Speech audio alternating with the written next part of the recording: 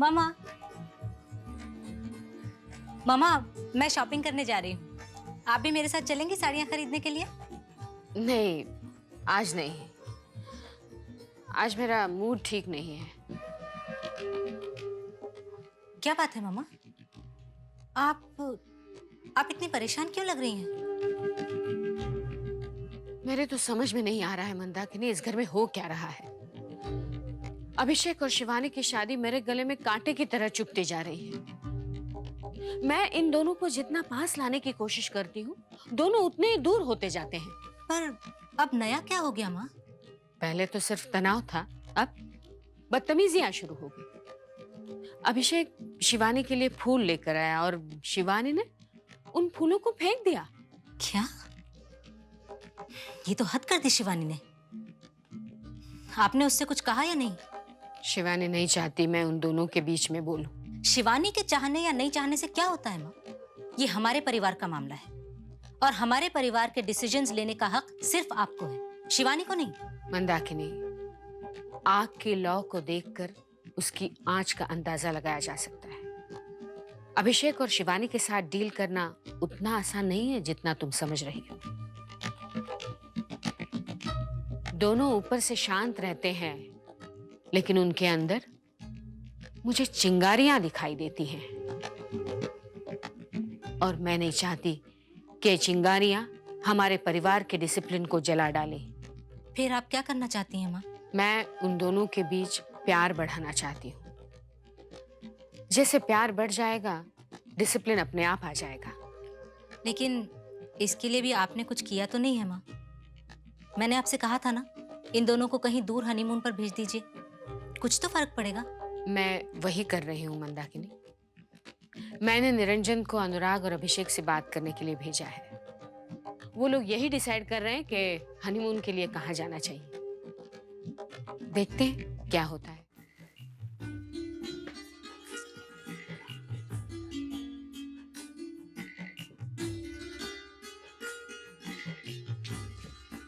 अरे यार, मैं यहाँ तुम लोग के हनीमून के लिए दिमाग खपा रहा हूँ और तुम की फाइल से चिपके बैठे हो।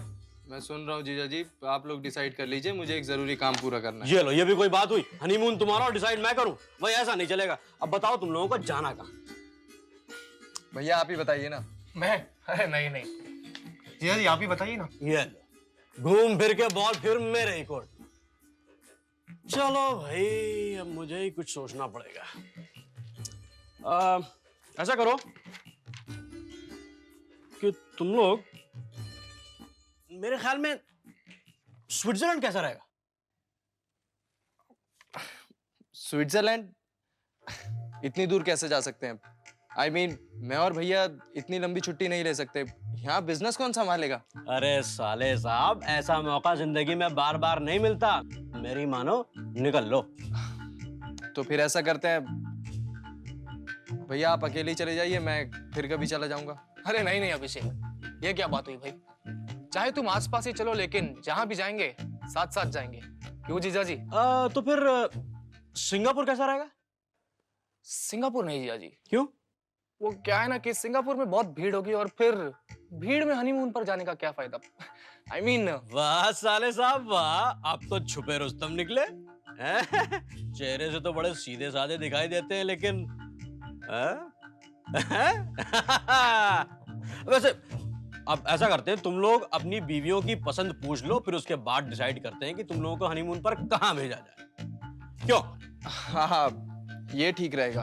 वाह मियां वाह, शादी के जुमा जुमा भी 8 दिन भी नहीं हुए और हर काम बीवी से पूछ पूछ के करने लगे।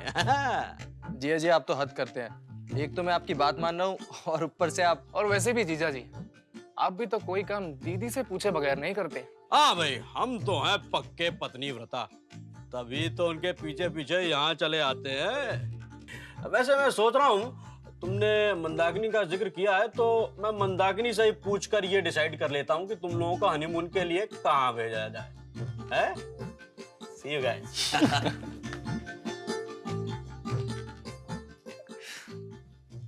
अच्छा, तो मैडम यहाँ बैठ के टाइम पास कर रही है। तुझे पता भी है बाहर क्या हो रहा है? क्या हो रहा है? नीचे देवर जी, जीजा जी और तुम्हारे जेठ जी ना हनीमून पे जाने की प्लानिंग कर रहे हैं। क्या हुआ? मैंने तुझे इतनी अच्छी खबर सुनाई, तुझे खुशी नहीं हुई क्या? ऐसी कोई बात नहीं है मलिका। अच्छा बता, तूने क्या सोचा है? हमें हनीमून के लिए कहाँ जाना चाहिए? कहीं भी, जहाँ सब चलेंगे वही चलूंगी। कहीं भी क्यों? शादी की तरह हनीमून भी तो जिंदगी में एक ही बार आता है ना। तूने कुछ तो सोचा होगा ना। जब शादी के वक्त कुछ नहीं सोचा तो हनीमून के वक्त क्या सोचूंगी? शिवानी, तू कब तक पुरानी बातों को पकड़ के बैठी रहेगी? अब तो तेरी शादी हो चुकी है। शादी हो गई है तभी तो कह रही हूँ। जिस तरह शादी की रस्म निभाई है उसी तरह हनीमून की रस्म भी निभा दूंगी। शिवानी, तेरा ये रवैया बिल्कुल गलत है। शादी सिर्फ एक रस्म नहीं जिसे बेमन से निभाया जा सके। तुझे अपना ये रवैया बदलना चाहिए। अब छोड़ना मलिका, तू भी किन बातों को लेकर बैठ गई? लेकिन शिवानी, मलिका, अब ज्यादा टेंस मत हो, मैं बिल्कुल ठीक हूँ। और हनीमून के लिए भी हम वही जाएंगे जहाँ तू डिसाइड करेगी, ठीक है? खुश? ठीक है मेरी लाडो।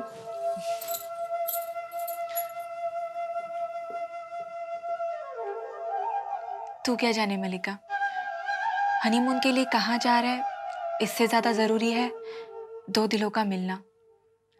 पता नहीं मेरी नसीब में ये है भी या नहीं। पिस्तौल चाहिए मुझे, वो बाबूजी की पिस्तौल। यही होनी चाहिए, यही होनी चाहिए। वो यही रखते थे वो। एक बार यही वो पिस्तौल है। अब दिखाऊंगा उन लोगों को जो सुधा की तस्वीरें मुझसे चुराते हैं। सबको गोली मार दूंगा, गोली मार दूंगा सबको, सबको गोली मार दूंगा। रणधीर, रणधीर, तुम ये क्या कर रहे हो? लेकिन सुधा, तुम यहाँ क्यों आई हो? पागल तो नहीं हो गए? तुम्हारे हाथ में रिवॉल्वर है। जानते हो ना, रिवॉल्वर से हमेशा खून ही किया जाता है। चलो इसे वहां रखो। नहीं सुधा, नहीं रखूंगा।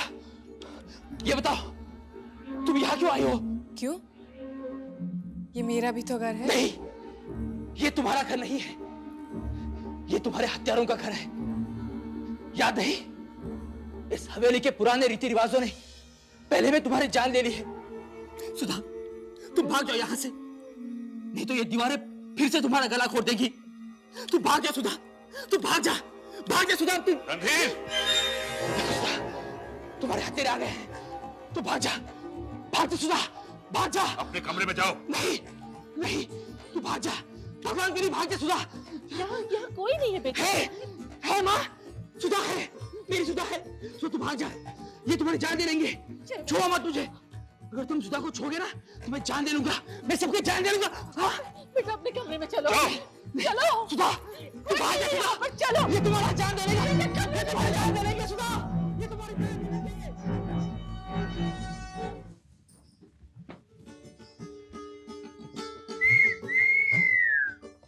ऐसे क्या देख रही है? आज मुगले आजम का दिलीप कुमार बनकर कहाँ जा रहे हैं? शादी करने। तू क्यों अपना बीपी बढ़ा रही है ऑलरेडी? तुम्हारा शुगर देखकर मेरा तो शुगर कम ही होता है। गुस्से में रसगुल्ला दिखते हैं आप। चल चल चल, रहने दे। लगता है शर्मा गए। 1 मिनट, हाँ मैं काला टीका लगा देती। अरे नहीं नहीं नहीं, क्या करती? मुंह काला करेगी क्या? नको रे बाबा, मैं तो सिर्फ काला टीका लगाती। मेरे दिलीप कुमार को किसी की नजर ना लगे, इसके वास्ते। चल नौटंकी, मेरी जान लेगी क्या? आगो भाई, कैसी अशुभ बात करते हैं।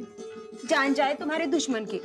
नहीं लगाने का है तुम मत लगाओ, जाओ। अरे अरे अरे अरे अरे, नाराज हो गई क्या? अरे शांता, जबान में हड्डी नहीं होती है, फिसल गई। माफ। जाने दो, तुमको तो मेरी कदर ही नहीं है। अरे नहीं शांता, क्या बात करती है? तू तो मेरी आंखों का नूर है। सच्ची क्या? तेरी कसम। इश, तो फिर मेरे को हनीमून पे लेके जाओ ना। हनीमून?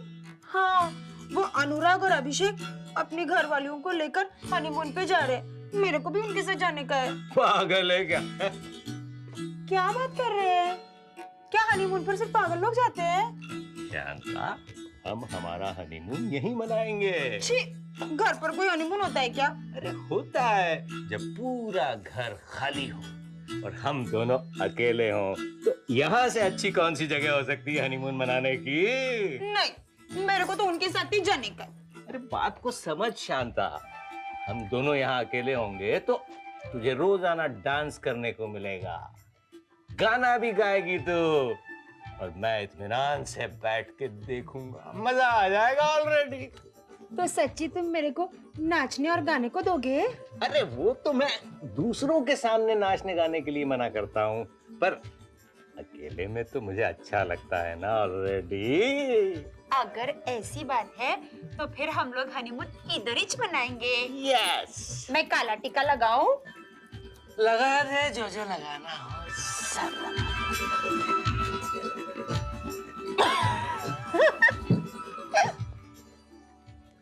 वाह भाई, मजा आ गया कसम से, कमाल के समोसे हैं भाई। तुम लोग भी खाओ, कुछ चटनी वटनी लगा के खाओ। शंकर स्वीट्स के समोसे हैं। अरे शिवानी खाओ भाई। नहीं, आप लोग खाइए। अरे ले लो शिवानी, वैसे भी हमारे जीजा जी कभी कभार हमारे लिए कुछ लाते हैं, इनका मन रख लो। अरे भाई मलिका, तुम भी तो कुछ खाओ। अरे भाई तुम नहीं खा रही हो तो बेचारा अनुराग भी कुछ नहीं खा रहा, बेचारा पत्नी व्रता जो ठहरा। अरे खा लो खा लो खा लो खा लो भाई, परमिशन मिल गई है। अरे भाई शिवानी तुम भी तो कुछ खाओ। ये देखो अभिषेक कब से जुटा पड़ा है। भैया आप अपनी प्लेट संभालिए, मुझे भूख लगी है, मैं तो खाऊंगा ही। हाँ खाओ खाओ, अपना ही घर समझो, शर्माने की जरूरत नहीं है, लेकिन याद रखो पेट भी तुम्हारा अपना ही है। हाँ तो जीजा जी क्या डिसाइड किया आपने? और यार ये समोसों के चक्कर में तो असली बात मैं भूल ही गया हूँ। वो मैंने मंदाकिनी के साथ डिस्कस करके डिसाइड कर लिया है कि तुम लोग हनीमून के लिए स्विट्जरलैंड जाओगे। स्विट्जरलैंड? वाओ। और मैंने परसों अर्ली मॉर्निंग के फ्लाइट का टिकट भी बुक करा दिया। हाँ जीजा जी, मैं भी ऑफिस में संजीव को फोन करके कह देता हूँ कि किसी अच्छे होटल में रूम बुक करवा ले। मलिका और शिवानी तुम लोग तैयारी कर लो।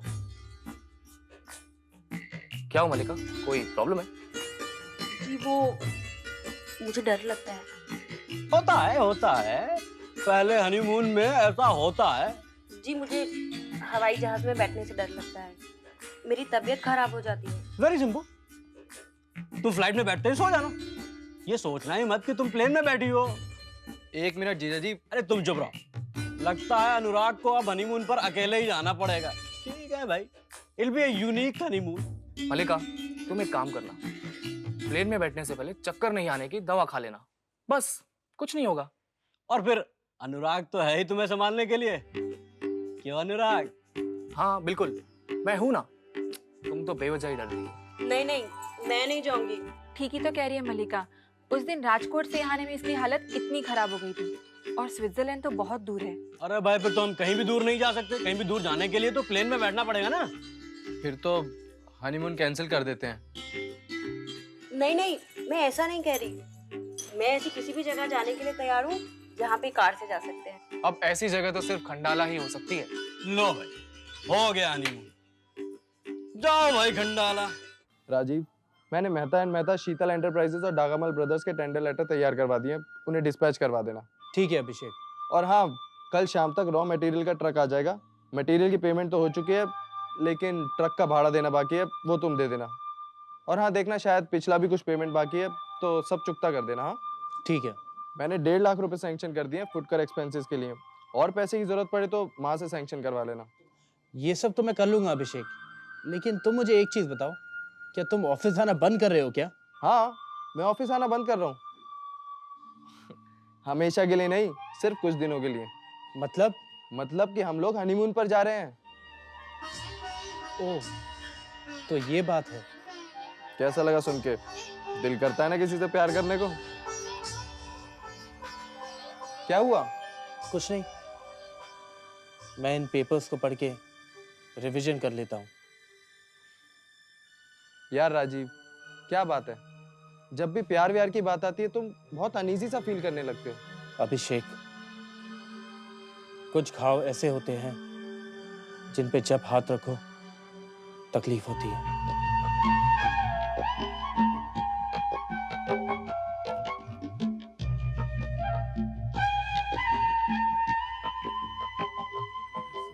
को 25,000 दिए थे, उसका ब्याज अभी तक बाकी है। यानी कैसे वसूली कर रहे हैं ये लोग। 11,000 ये बाकी है। लगता है लोगों ने आजकल वसूली करना ही बंद कर दिया है।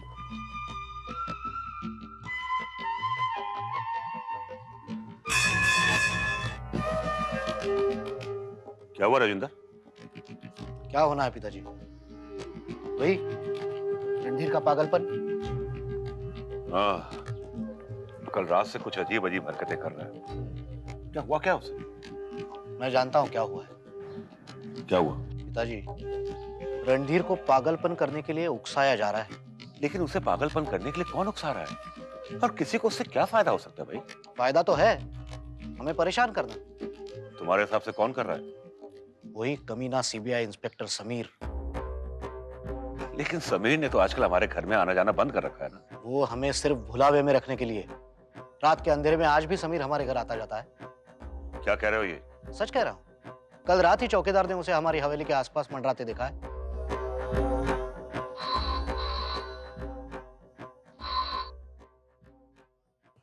हेलो। हाँ, सुरेंद्र सिंह जी, मैं चौधरी बोल रहा हूँ। हाँ चौधरी साहब, मैं विक्रम सिंह बोल रहा हूँ। आप भी सोचेंगे कि मैं हमेशा कोई ना कोई बुरी खबर देता हूँ, लेकिन क्या करूँ, जो हुआ है वो बताना तो पड़ेगा ना। क्या बात क्या है? इंस्पेक्टर समीर ने मुझे आपकी मरहूम बहू सुधा की आत्महत्या के केस की फाइल को दोबारा खोलने की एप्लीकेशन दी है। ओके। क्या हुआ पिताजी? नई मुसीबतें हमारे घर की तलाशी लेने आ रही हैं। इंस्पेक्टर समीर ने एसपी चौधरी को सुधा के केस की फाइल रीओपन करने की एप्लीकेशन दी है। सुधा के आत्महत्या केस की फाइल की गठाने फिर से खुल रही है। जो जैसा करेगा वैसा ही भरेगा, जो जैसा करेगा वैसा ही भरेगा।